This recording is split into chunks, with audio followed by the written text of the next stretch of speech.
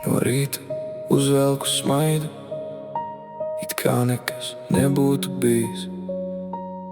Izeju cilvēkos, runāju skaļi, bet iekšā viss sen jau ir kluss.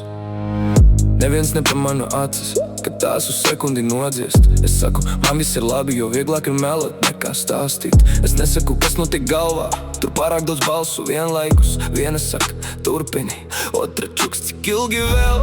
Neviens to neredz, kas notiek manī. Es smējos ar visiem, bet raudu klusumā. Neviens to nezina, cik grūti ir būt, kad sirds grib kliegt, bet lūpas prot tikai klusēt. Un varbūt es neesmu savs, varbūt tikai pārāk ilgi turējos. Es negribu, lai mani glābj, es tikai gribu, lai kāds saprot.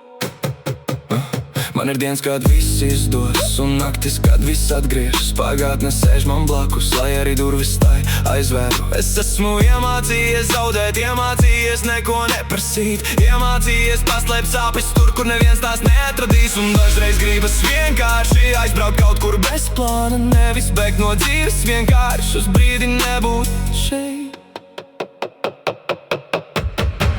Ja kādreiz redzi mani smējamies, nedomā, ka man viss ir viegli. Daži cilvēki skaļi raud, es vienkārši klusēju. Neviens to neredz, kas notiek manī. Es dzīvoju dienas, bet kaut ko zaudēju sevi. Man viss ir labi. Tā ir frāze, ko visvieglāk pateikt, bet neviens nezina, cik daudz esmu klusējis. Un varbūt rīt būs labāk, bet šonakt vēl sāp.